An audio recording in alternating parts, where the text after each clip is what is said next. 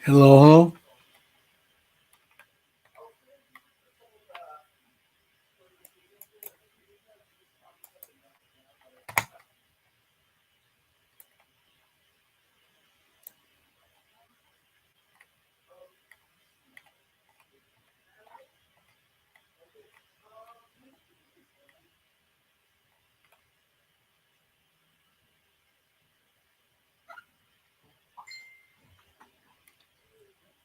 Magandang umaga, magandang tanghali, magandang hapon, magandang gabi sa inyo man kayo naroon.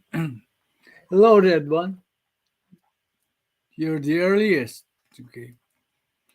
Di ba kanina nag-live ako na mayroon daw plot laban kay Presidente BBM. So,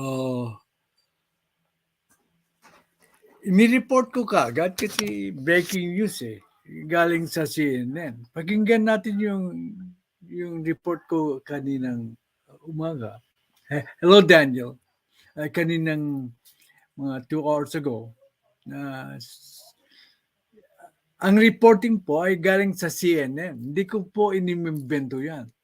So, what it turns out na mali pala yung report ng CNN. Kaya kinukorek ko kagad yung pagkakamali ko at pagkakamali ng CNN. Ganun tayo dito. Pag hindi tayo magtatago ng misinformation po. Galing kasi kay napakagaling na vlogger na si KPL. So, sinugundahan ko siya. So, tingnan natin yung report ko kanina.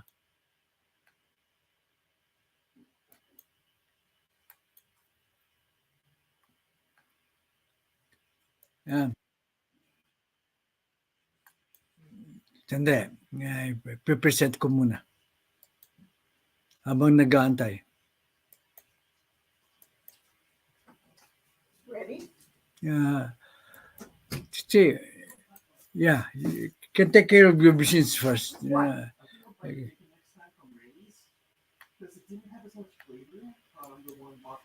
Na vlogger na pro BBM. So ito po.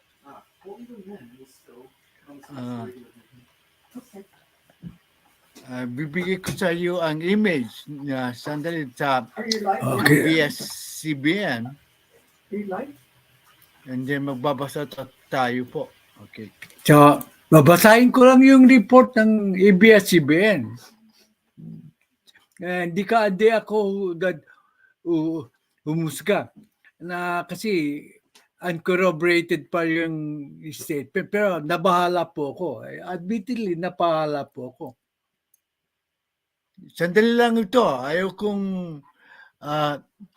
kong ma-interrupt yung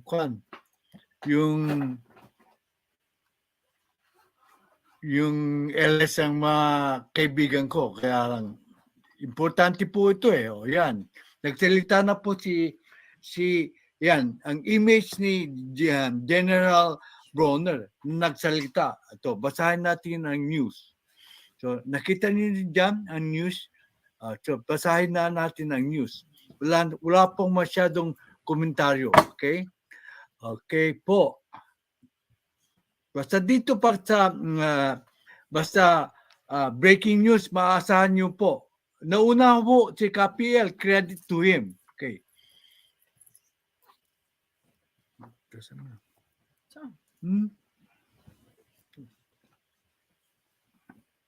AFP chief reveals retired troops destabilization plot versus Marcos, warns active members.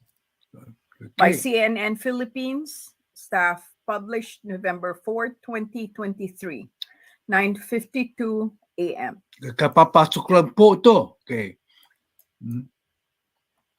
Metro Manila, CNN, November 4. Armed Forces of the Philippines, AFP, Chief General Romeo Bronner has confirmed there is a plot to overthrow President Ferdinand Marcos Jr. and some of those pushing for the commander-in-chief's removal are retired military officers. Parang may naalalaman kong siyang retired officer na galit kay President Marcos. Kasali ba siya roon? Ewan ko. Tira, binabasa ko lang itong Bronner said he has personally talked to some retired officials who are part of the binabasa lang ni Direktora ni Obats ang news. Wala masyadong comment. Kasi hindi pa ako sigurado kung totoo po ito. So, mapapansin nyo. Sa reporting po ng CNN, hindi po galing kay Tatay Jack Fords. Okay. stabilization plan. Marami po tayong naririnig ngayon ng mga masasabi nating destabilization efforts. Excuse me. May mga nagsasabi na dapat palitan ang ating Pangulo dahil sa maraming rason. May mga nagsasabi na dapat ay magkaroon ulit ng kudeta. Yeah. Yan sinasabi ko, kailangan mag-unity. And sadly, some of them were former officers of the Armed Forces of the Philippines. He said on Friday during the joint change of command. And binabasa lang po namin yung balita. Walang masyadong komentaryo kasi hindi po pa napag-aaralan eh. Hindi ako masyadong makikitawsaw. And Chief of Office Ceremony of Western Mindanao Command and Office of the Inspector General. Okay. Translation. We are hearing talks of stabilization efforts. Some are saying our president should be removed due to many reasons. Many are also saying there should be another coup d'etat. Okay. The AFP chief warned them against recruiting active soldiers to oust Marcos. He also cautioned active AFP members from being involved in the destabilization plot, reiterating his call for unity. Okay. Yan ang madalas kong panawagan, unity. Ayaw nyo maniwala sa akin eh. Nakakasira. Okay. In the organization. We are in a democracy, but please do not involve the active personnel of the AFP, he stressed.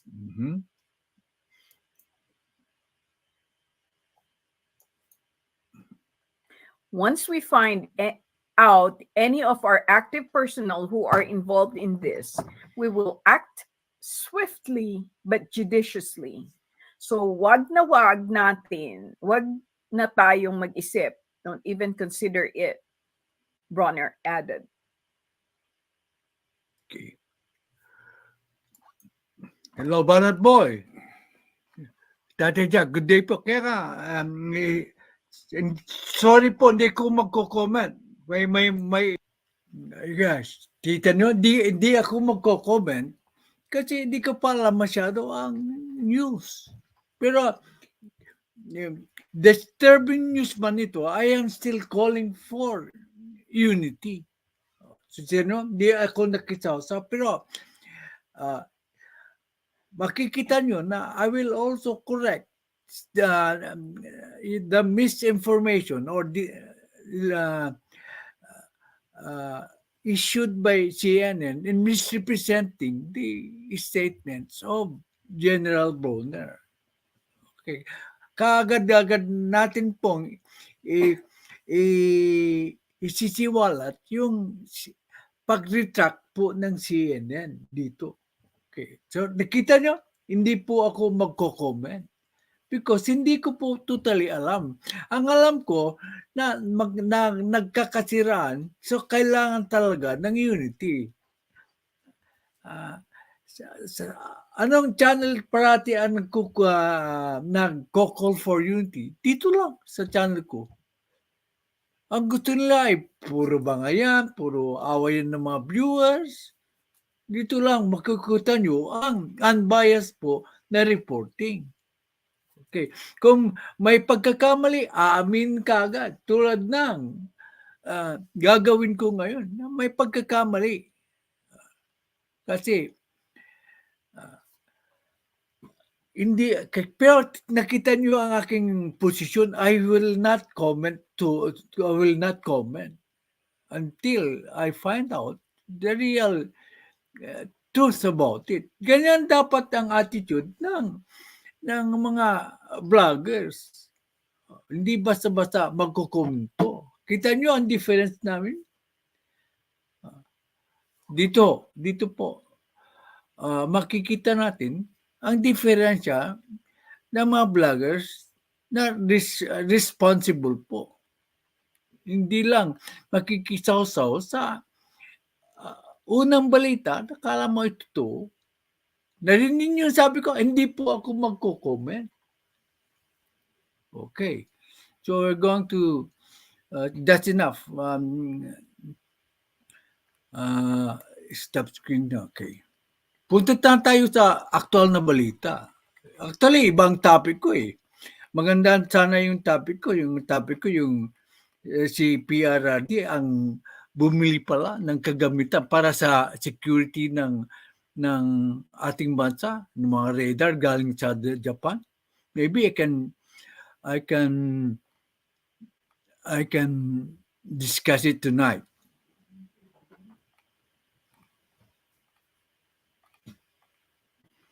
Okay, ito po ang AFP, no destabilization plot, but plans to upset peace, stability of Marcos admin by John Eric Mendoza. Reporter J.E. Mendoza, Inquirer.net. Okay. 10:58 a.m. November 4, 2023. Okay, kapapasok lang ito. Kadi-report lang ng CNN. Pero right away, natunghayan ng AFP na misquoted pala si General Bronner. Kaya nga hindi ako nag-comment masyado sa news na yan.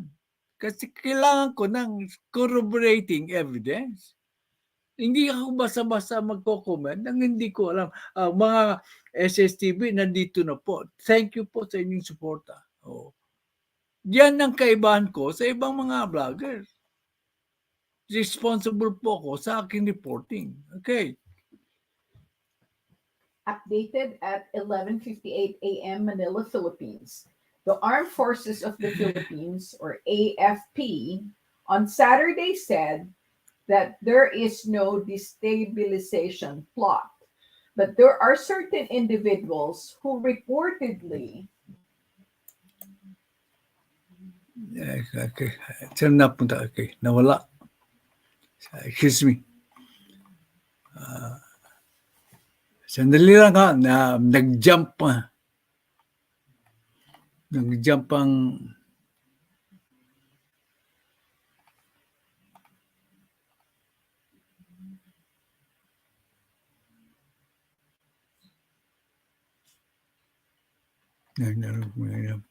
nag-jump ang aking kwan.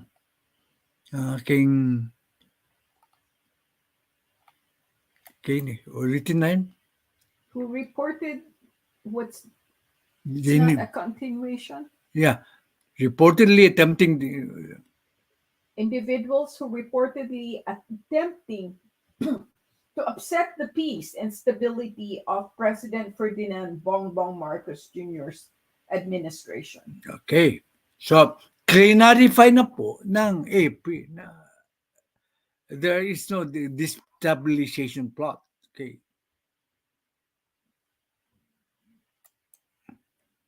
He merely mentioned the reported efforts for certain individuals to upset the peace and stability that the country is enjoying right now under the leadership of President Ferdinand R. Marcos Jr.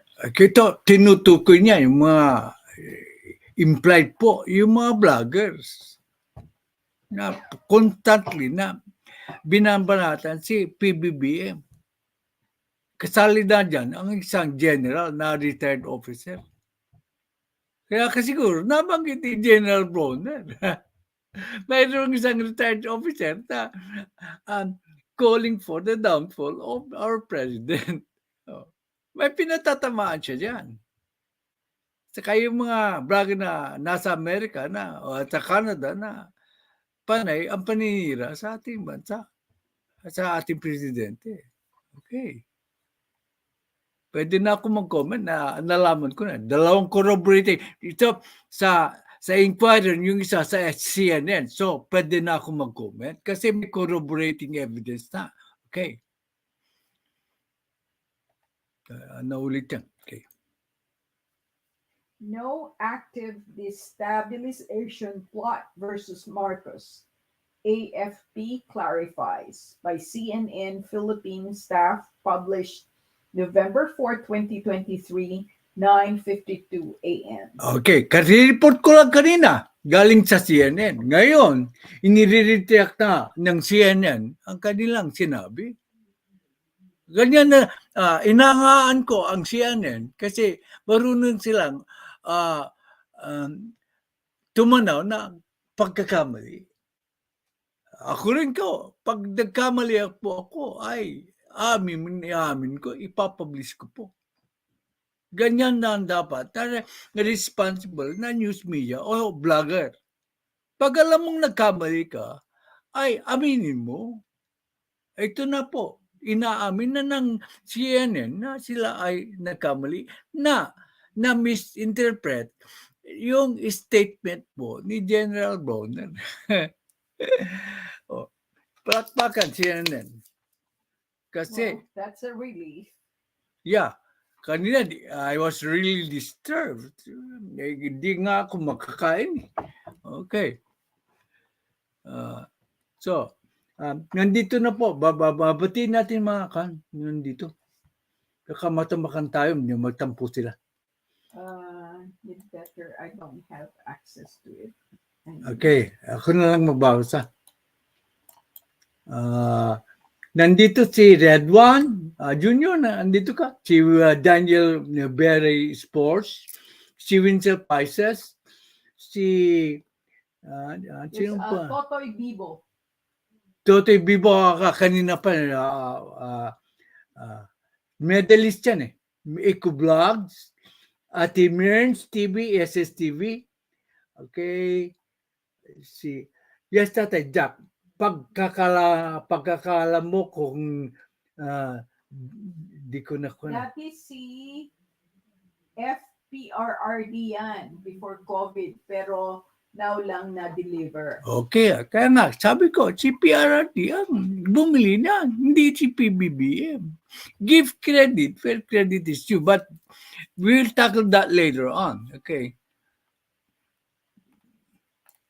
Lily Regasa is also here. Lily, piplay ko isang video mo, napakaganda, yung blooming of a flower. Paano mo ginawa yun? Time ba? Time? You use time? Basta ang galing ng pagkagawa mo nung sa blooming flower. Labas ko at the end of the LS. Okay. Okay. Bakibasa ulit? The Armed Forces of the Philippines, AFP, on Saturday said there is no destabilization plot against President Ferdinand Marcos Jr., a day after its chief, Romeo Bronner, revealed that former military officials are talking of moves to oust the commander-in-chief. Ayan. Mayroon ako kailangang general na prating nagsasalita ng ganyan. Siguro kilala nyo. Mhm. AFP spokesperson Colonel Medel Aguilar allayed fears that there is an ongoing plan to launch a coup d'etat to unseat the president. Mhm.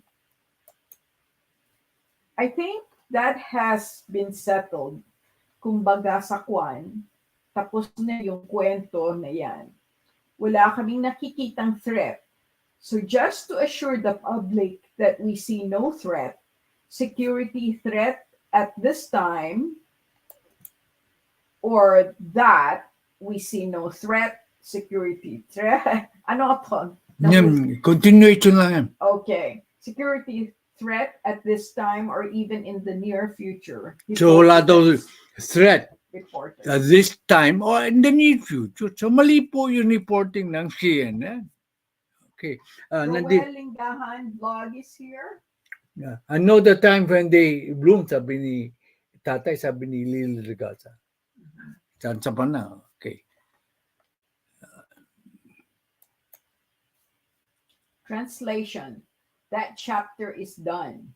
We assure the public that we are not seeing any security threats now or even in the near future. Okay.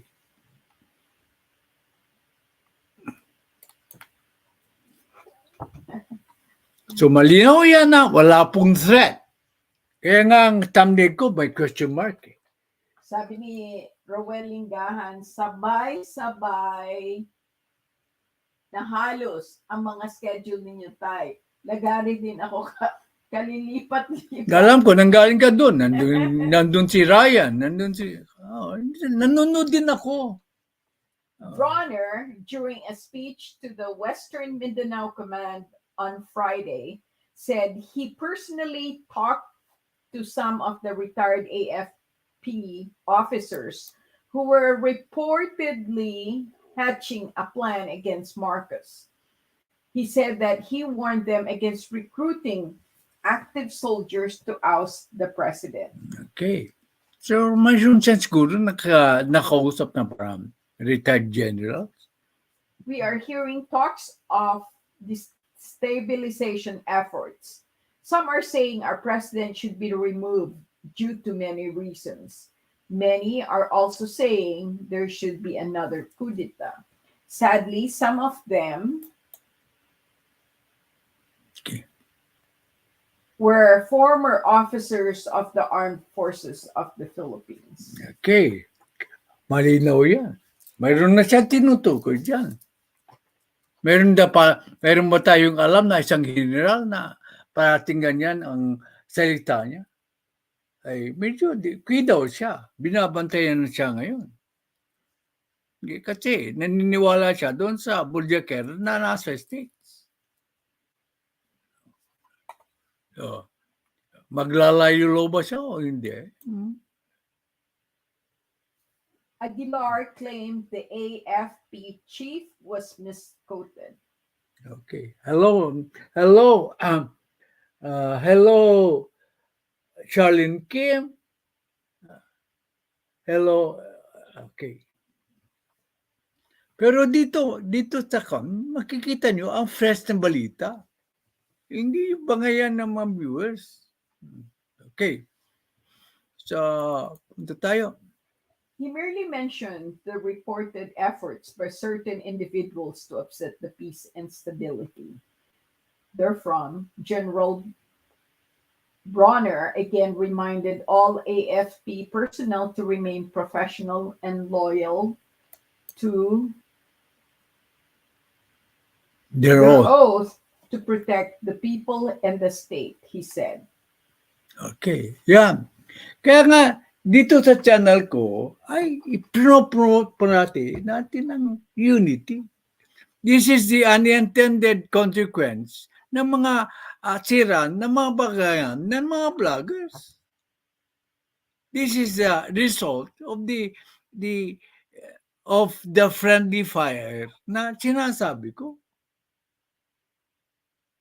Yeah, it is scary. It is scary ka. Ayaw nilang maniwala sa aking panawagan na tigilan nyo muna yung awayan. pati mga viewers, dahil pagtigil na kayo ng mga factionalism. Yung kanya-kanyang faction. Tigil muna. Mag-unite na lang muna tayo kay Pbbm at Sara Duterte. Pugak K Gaming is here. Kinig Okay. lang tatay. Okay. Lily So- Regasa says, support Uniteam. Okay. Gustong-gusto ko yung comment ni Ryan dun sa LS ni Carclay. Sabi ni Ryan, Uniteam hanggang sa huli. Very good, Ryan. Paglaban mo ang Uniteam. Very good. Lily Regasi, paglaban nyo ang Uniteam. Yung mga nanonood dito na, bakit nyo hindi pagsigawan na pang Uniteam kayo? Bakit nyo aantayin nyo pa na magkaroon ng hidwa na ikakabagsak ng ating presidente? Ay, hindi ko maintindihan. Ay, nako. Sabi dito to, araw-araw kasi support na Uniteam. Support SSTV, support Lintik. Pero support Uniteam ni Pbbm at kay Sara Duterte. Ruel Lingahan said iwasan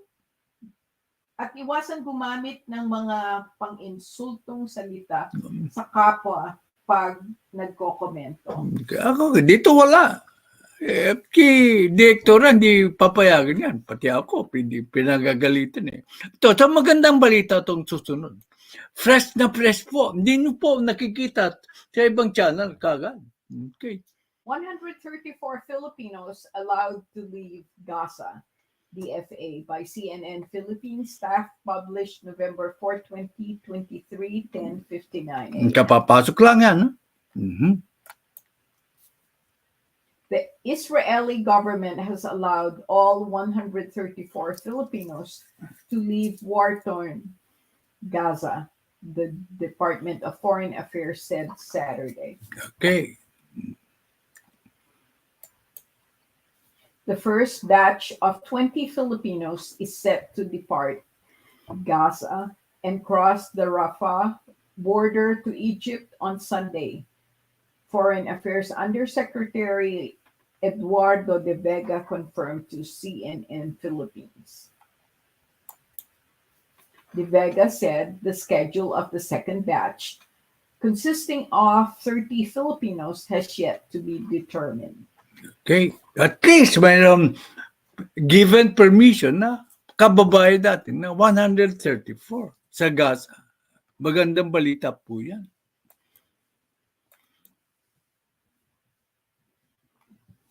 Okay. But no Palestinian relatives will be allowed. So now there are less Filipinos interested to leave. Kasi Vega said. ay mga Pilipino, ang asawa ay mga Arabo, o yung mga babae, may mga asawang Arabo din. Kaya yung mga Arabo ay hindi papayagan. Kaya, siyempre, kapiling na mahal nila sa boy, maski Arabo ba? Hindi nila iwan.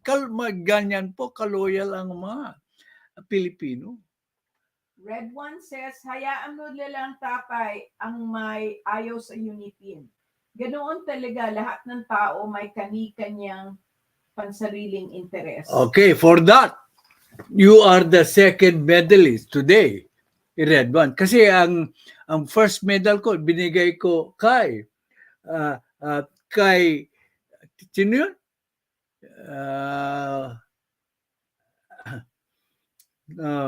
Sabi niya, focus ka na lang sa magagawa ng ating government. Tumpak! Tama. Second medalist ka ngayon, Red One. Ligo muna ako tay. Yun, siyempre, nagtagal ka dun sa isa. Kaya, alam ko, napagod ka siguro. Nandun sila Chupeng, nandun sila little one, si Lady Ness. Inaro Stories ay nandito. Ang kakulab ko bukas. Ah, Traffic sa Balikat. Sabi ni Inaro Stories. Magaling pong vlogger yan. Bukas kami magkukulab. Okay. So, continuation po. De Vega earlier said 2 Filipino physicians successfully exited Gaza through the Rafah crossing point. They were among the 22 staff of the international organization Doctors Without Borders. Okay, good news. Dalawang physicians na on a humanitarian mission sa Palestine ay naka-escape po. Okay. So, that's the latest of the breaking news stories po. Punta na tayo sa main topic. May nagsasabi, nagyayabang daw ako na naunahan ko si General Macanas. Hindi ko mahanap yung kuhan ko. Tessa Vargas' vlog is here. Si Ma'am Tessa, the founder of SSTV, ay share. Tuputan po natin po si Tessa Vargas sa lahat ng SSTV. Always promoted to yan. Okay.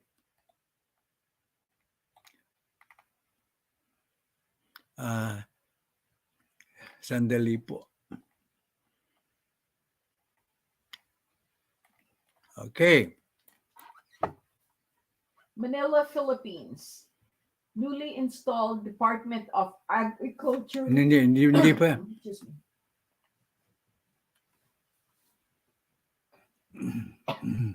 Sige.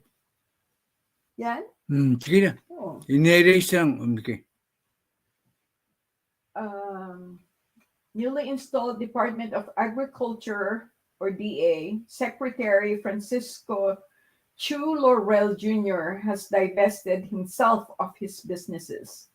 Presidential Communications Office, PCO. Kasi po, si Risa Hontiveros, nagsasabi na it's good that the president gave up his position as Department of Agriculture Secretary. Pero pinili niya si Chu. Mayroon daw conflict of interest. Kaya, napilitan ako mag-research ulit. Ano na research ko? Ito, divest na po ng kanyang mga businesses to avoid conflict of interest. Okay. Sala sa lamig, sala sa init ang mga oposisyon. Ano man ang gawin ni President Marcos ay hindi sila satisfied. Okay. Tuloy natin. Okay, you've got some SSTV members who just came. Jel Lamson, SSTV Risa G. Si Tessa Vargas. Okay. You already said. Okay. Presidential Communications Office, PCO, Secretary Chiloy Garafil said on Friday. Okay. Prior to the appointment, Laurel was president of Frabel Fishing Corporation, a fishing company based in Manila. Ito yung tanong mo sa akin kanina, confirm po. He is the president of the Frabel Corporation. Okay. He has taken his oath in Malacanang. As per Secretary Laurel, he already divested his interests from his companies, Garafil told Inquirer. So wala na siyang interest sa companies niya. So, kinuha niya ang pera. I don't know. Basta wala na siyang connection, at least on paper. Okay. According to the Code of Conduct and Ethical Standards for Public Officials and Employees, Employees must not have a conflict of interest in their positions. Okay. So, ginawa niya yun para hindi magkaroon ng conflict of interest. Alam niya, babatikusin siya dyan. So, yan. Conflict of Ano ang conflict of interest para maintindihan natin, okay? Conflict of interest arises when a public official or employee is a member of a board, an officer, or a substantial stockholder of a private corporation or owner, or has a substantial interest in a business, and the interest of such corporation or business, or his rights or duties therein, may be opposed to or affected by the faithful performance of official duty. Ibig sabihin, kung nangyayroon siyang business, kaya nangyari yan kay Pastrana eh. Hindi pa siya nagda-divest. You remember the kaso na dinefend si Pastrana ng maraming vloggers, so si executive secretary. Ibang klase ito. I-divest niya ang kanyang pag-aari sa mga kumpanya na in conflict. Kasi fishing magnet yan. Ang tatanggapin niyang posisyon ay related po sa agriculture at saka sa fisheries. So, ginawa niya, kaya siya natagalan siguro tanggapin ng appointment ni Pbbm na i-divest, ipinagbenta niya ang kanyang mga ari-arian sa mga business na yan. Lugi pa nga siya dyan eh. Kasi from the time that they established the business, 2 vessels lang. To the time that he got the appointment, 150 vessels na, aside from varied interest. So, sa vessels lang tayo mag-usap. Sa 2 to 150, ibig sabihin ay 7,500% ang increase ng vessels. Saan ka makakukuha ng success o tagumpay ng isang businessman? Sabi ko noon, pinaglalaban ko na para maging Department of Agriculture Secretary ka, dapat may alam ka sa agriculture or fisheries, plus may alam ka sa business. Kaya nga, although magaling si Manny Piñol, wala siyang galing sa economic side.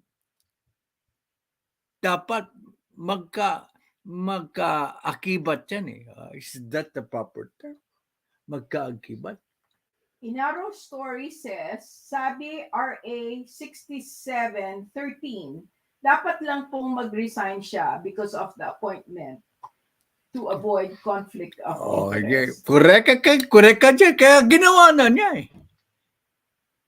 So tama. May malibang ginawa si Francisco Chu Laurel. Ginawa niya ang karapat-dapat. Okay. SSTV Christina N is here. Okay, thank you. Okay. Sabi ni Red One, hindi naman siguro Pbbm na i-appoint niya si Chu kung alam niyang may conflict of interest. Okay, very good. That's why you deserve the second medal today. Red One. Maganda. Okay. Totoy Bibo says their narrative was burned, that Rojas will be the next DA secretary. Okay. Yan. Ito, yan. Kaya susunod pa ang komento. The transfer of air surveillance radar systems to the Philippines. November 2, 2023, Japan Ministry of Defense. Ang original thumbnail ko po ay PRRD as order of radar system ay dumating na. Si PRRD pala ang nag-attempted to modernize and to protect our territory. Kasi gagamitin yan sa radar po yan eh. Gagamitan yan sa mga parating na mga barko, mga eroplano. Ginawa niya pagmamahal sa ating bansa. Alam niya may security threat dito sa Pilipinas. Galing sa ibang bansa, kung sinong bansa yan, hindi ko nababanggitin. So, ibig sabihin, although kumikiling siya sa China sa ibang bagay, still, mas mahalaga ang pagmamahal niya sa ating bansa. Nung tinanong nga siya, kaibigan ko nga sila. Pero pagdating sa teritoryo, ibang usapan yan. Ibilinag ko yan noon. Ito na ang patunay na. Kay inaasikaso niya ang soberenya at saka protection of our territory. Because, pero mo, siya ang bumili ng take sa Israel, hindi si Pbbm. Kaya give credit where credit is due. Binabati ko sa atin si Pbbm dito. Pero bakit di nila bigyan ng credit po si PRD sa mga magagandang ginawa niya. Tulad ng pagbili ng tangke. Tulad ng pagbili ng pakipagkontrata sa Japan, sa bansang Hapon, na bigyan tayo ng surveillance radar po. Bakit di natin i-recognize siya? Puro ang kasama ni PRD ang binabanggit nyo. Mayroon siguro mali naman ginawa si PRD, pero hindi niyo ina-highlight yung mga magagandang ginawa niya tulad ng pag-asikaso sa soberenya at saka pagprotekta ng ating teritoryo. Patas lang tayo dito. Minsan binabanatan natin si President Duterte, pero pag mayroon pang natutuklasan na tamang ginawa niya, pupurihin natin siya. Hindi tayo one-sided po. Kaya maraming nagagalit sa akin. No? DDS vlogger daw ako. Patas lang tayo. Huwag tayong magpag-awayan. Recognize the achievements of PRRD. Huwag ganyan. Tita nyo, dahil sa paninira nyo sa bawat kampo, nagkakaroon ng effect. Pati ang mga militar natin, AFP, ay nababahala na. Dahil sa ingay ng mga vlogger. Bakit hindi natin iwasan ang pag-awayan? Bakit hindi natin i-promote ang unity? Bakit hindi natin i-promote ang pagkakaisa? Yun ang panawagan ng ating mahal na presidente. Ano yung sabi ni Naro? There's Ken Pot, who needs a jacket, Okay. and Ronaldin Fuentes, 28 SSTV is here. Inaro Stories says at Red 1, meron potential conflict of interest kaya kailangan niya mag-resign sa mga hawak niyang private positions kasi merong mga appointees na hindi nag-resign sa private holdings nila. Ayun ang mga walang kwentang appointees. Dapat walang conflict of interest. Hindi ibahin natin si Francisco Cho Laurel. Mahusay siya. At saka kilala niya ni Pbbm since bata. Hindi niya ipapahiya si Pbbm. Okay. Based on the 3 principles of transfer of defense equipment and technology, Japan Ministry of Defense has carried forward with the transfer of defense equipment, and they said before that Pbbm should leave DA. Ibang topic. Basahin muna natin yung kwan. They said before that Pbbm should leave DA secretary post so he can be focused more on other issues. Now, he appointed new DA sec. Still not contented, opposition will always be opposition. Sabi ni Totoy Bibo ito. Okay. Oo nga naman. Oo nga naman. Si Risa Ontiveros, paepal na naman. Tsaka pilit na mag-resign si BBM sa pagkakasekretary ng Department of Agriculture. Pagtapos na nag-resign siya, sisitahin niya yung bagong ko. Sala sa init, sala sa lamig. Ano? Siya bagay. What would you expect? Siyempre, agenda niya yun. Anti-PBBM siya eh. Oo, sumasaw na si direktora. Sabi ng direktora, yan ang kanyang kwan. Anong tama? Agenda?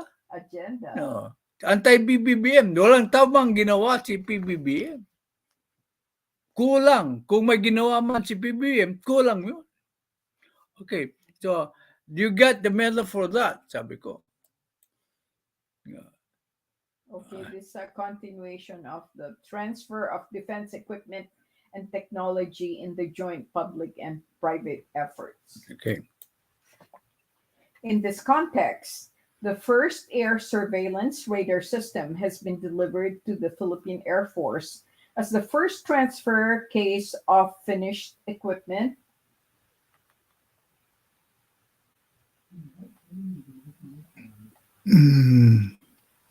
Okay. Okay, ito lang muna. Under the contract signed in 2020, between Department of National Defense of the Republic of the Philippines and Mitsubishi Electric Corporation to supply air surveillance radar systems. Okay, ang importante po dito, yung date. Yung date. Ano ang date ulit, Direktora? 2020. Sinong presidente noon? Si PRRD. Hindi po si PBBM. Pero hindi credit grabber. Ang maganda kay PBBM, hindi siya credit grabber. He gives credit where credit is due. So tayo rin dapat magbigay ng kredito kung saan nababagay yung credit. Sino ang presidente ulit? Si PRRD. Mga anti-PRRD. Hindi ba niyo gusto na siya ang unang nag-asikaso ng na pangalagaan nating teritoryo? Hindi si Pinoy. Si Pinoy, bibigyan natin ng kredito rin dahil siya nagkaso sa Hague. Nagkaroon ng arbitral ruling in favor of us. Siyang ginagamit natin ngayon na pang-kontra sa mga Chinese. So, palakpakan natin din si Pinoy. Because he was the one who brought the case to the Hague at nanalo tayo. Ang prinsipyo dito po ay give credit where credit is due, maski ayaw mo sa tao. Wag na lang parating paninira. Okay. Miss Honey is here. Wenzel Paises, Divina Balmores are also here. Yeah. Sabi ni Inaro Stories, in fairness at Tatay Jack Ferd's channel, yung puntos ni Sen Hontiveros ayon naman sa batas. Ox lang na magpaalala as opposition. Ang masama yung walang batayan. Ito nga alam na niya, alam na niya na nagde-dress na si Laurel Chu. Pero i-bring up pa rin niya. So anong purpose niya? It's always the motive.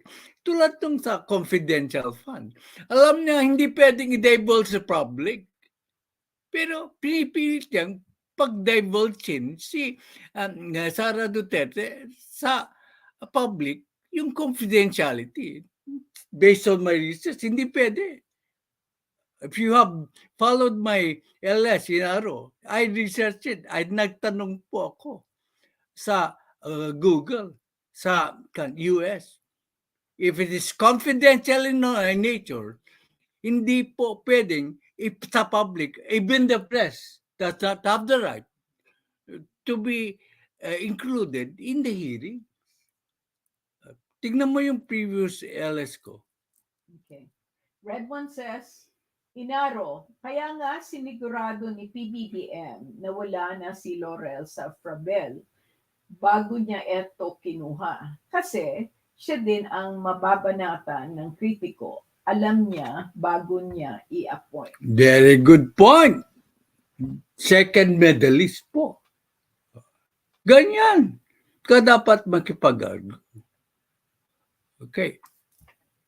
Kasi dito, kung pupunta kayo sa ibang channel para makipag-argue, at least may bala kayo. May pinanghahawakan. Okay. Sabi ko, you get the first medal today. Tony Bibo for a very good comment. The second medalist is Red One. Wala na po kung may bibigay na medalya. Dalawa lang medals ang may bibigay ko each day. Okay.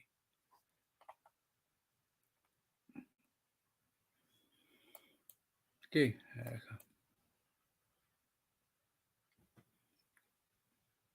Now, the National Defense of the...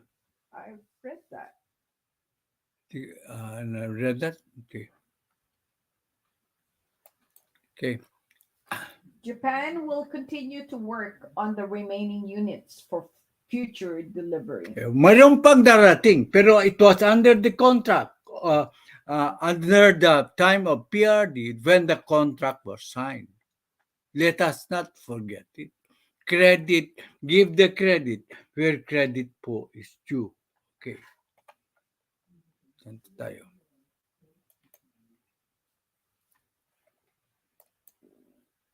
For Japan, the Philippines is a strategic partner sharing basic values and to enhance cooperation in defense equipment and technology with the Philippines is important for ensuring peace and stability in Japan and the region.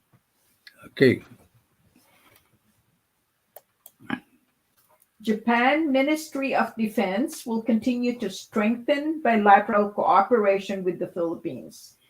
The transfer of air surveillance radar systems to the Philippines. Okay. PDF. Okay. Pbbm renews commitment in sustaining Philippines-Japan vigor bilateral relationships. Puro news na ito. November 3, 2020. Kapapasok lang yun po yan. Puro news na ito. President Ferdinand R. Marcos Jr. renewed on Friday the Philippine government's commitment with Japan in sustaining the vigor of the bilateral relationships between the two countries. Okay. In his toast remarks for Japanese Prime Minister Kishida Fumio at the Malacanang Palace, President Marcos said that the Filipino people are grateful for the support extended by the Japanese to the Philippines. Okay. Siya nagpapasalamat siya sa bansang Hapon. Nagpapasalamat si Pbbm sa pagsuporta ngayon ng Hapon, bansang Hapon sa Pilipinas. In fact, mayroon ng tripartite alliance between the US, Japan, and the Philippines. Tripartite po yan. Nabuo yan nung nagpunta si President Bongbong Marcos sa ASEAN na nakausap po niya si Kamala Harris. So, bibigyan ko ng jacket si Josephine. Ay, mayroon ng... Channel. There is Josephine support is here. Josephine channel is also here. That's the one that needs a jacket. Okay. Josephine Channel. channel, mayroon ka ng jacket. Okay. So, mayroon yatang kwan. Mayroon yatang command si Erdogan. Sino? Kung may mga politiko na nag-a-appoint na may conflict of interest, ay hindi si Pbbm. Yeah. Kaya nga, it's one of the reasons siguro na-fire si executive secretary dati is because of may mga na-port siyang mayroong conflict of interest. Okay. Tama ka, Red One Junior. Okay. Ang toast niya. Excellency, please bring home this message to the Japanese people that for their support, the Filipino people are grateful. Let us renew our commitment to sustaining the vigor of this relationship in its prime. Yan yung Marcos said. nagtoto sila, nag-drink. Cheers, gano'n. President Marcos made the remarks during the official banquet in honor of Prime Minister Kishida and his wife, Madame Kishida Yuko, and other ministers and officials from both the Philippines and Japan. Okay. The president also proposed a toast to the good health of Madame Kishida, to the prosperity and well-being of the Japanese nation, and to the enduring springtime of the friendship between the Philippines and Japan. Okay.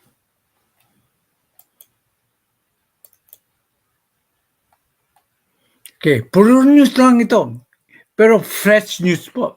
Maraming nakuha po ang ating presidente. Billion nga ata eh. Yeah. I already read this.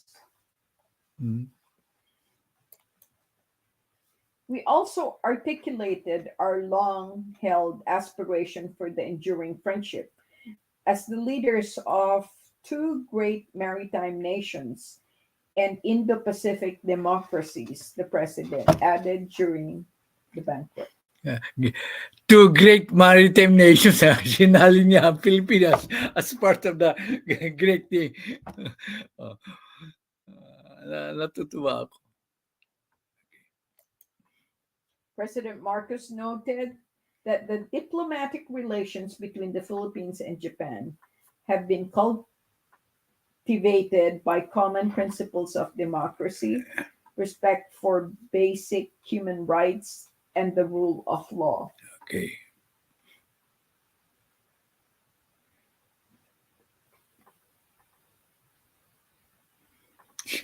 Okay. Japan has provided us steadfast support and unwavering friendship through many decades. With patient and undistracted focus, we are building a realm of freedom, prosperity, and security together in the Indo-Pacific, the chief executive said. Okay. Another Prime news. Minister Okay. Kishida, Japan to strengthen cooperation with Philippines to maintain, strengthen free and open international order. Okay, this is very interesting. 23. This is a very, very interesting news. What's the source? It's from Japan. It's from Japan, Japanese source. Asahi News yata. Okay. So, strengthen free and open international order. Yeah. Japan will work with the Philippines to strengthen cooperation in maintaining and strengthening a free and open international order based on the rule of law amid complex crises facing the open international order based on the rule of law. Why do you... Okay. A rule of law amid complex crisis facing the international community, Japanese Prime Minister Fumio Kishida said on Friday. Okay. Japan and the Philippines are both maritime nations and strategic partners, sharing a fundamental principles and values, Kishida said in his opening statement during a bilateral meeting with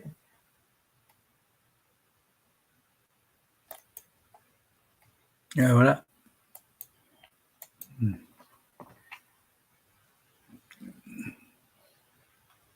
And as the international community faces complex crises, we would like to strengthen our cooperation with the Philippines to maintain and strengthen a free and open international order.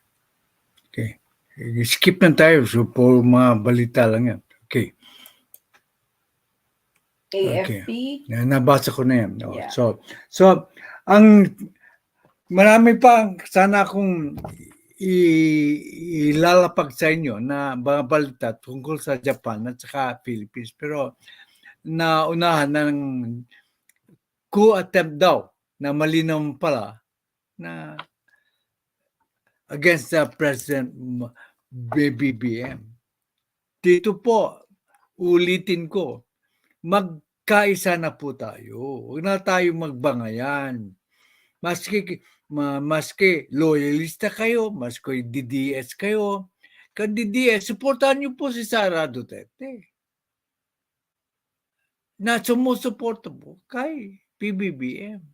Kung si PBBM kayo, loyalista kayo, supportahan niyo si Sara Duterte, si PBBM, because ang gusto ni PBBM ay pagkakaisa. Bakit hindi tayo magkaisa? Yun ang tanong ko. Huwag na tayong magbangayan. Huwag na natin pilitin na kontrahin ng iba't ibang mga kapwa nyo viewers na pilit yung pinag-aaway ang dalawang kampo po. Bakit iwasan mo na natin yung awayan niya kaya? Kung sinusuporta mo si Sara Duterte, ayaw mo suportahan si PBBM, okay lang. Wag mong siraan sa PBBM. Ganun din yung mga supporters ni PBBM. Wag mong sirain si Sara Duterte. Magkaisa tayo. Maraming problema ang hinaharap ng ating presidente. Wag na nating bigyan ng another problem. Yan lang ang komento ko. So kung wala na po magkokomento, mag-e-end na po ang ating live broadcast. Ayaw ko na po kayong istorbohin. Pero dito po, makukuha nyo ang fresh, tunay na balita na walang halong kapekehan. It's always true and reliable stories. If there is a correction to be made, like today, yung statement po ng CNN na mayroon daw kudita na pinaplano ay kinrek po nila, inilabas ko rin. Pero there is a danger sign already. If these bloggers keep on doing what they are doing right now, fomenting disunity, ay baka nga magkatotoo yung unang ibinalita ng CNN. Baka magkaroon na ng kodita because the military might perceive that there is already great dissatisfaction with the government of PBB. So please, for the welfare and benefit of our country, stop this wrangling, stop this disunity talk. Nothing good will come out of it. Yung mga faking news na pinapalabas sila, I just laugh. And before you believe any blogger, first investigate po. Huwag kang basta-basta po maniniwala sa sinasabi nila. Okay. So, that's it. Kung wala na po, okay. I am going to play po yung video ni Lily Ragasa. Okay. Tignan nyo itong video ni Lily Regata. Ang ganda-ganda po.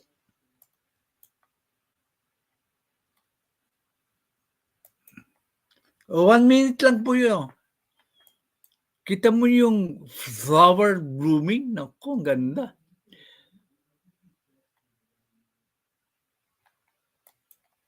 Ayan. Credit po kay Lily Regasa.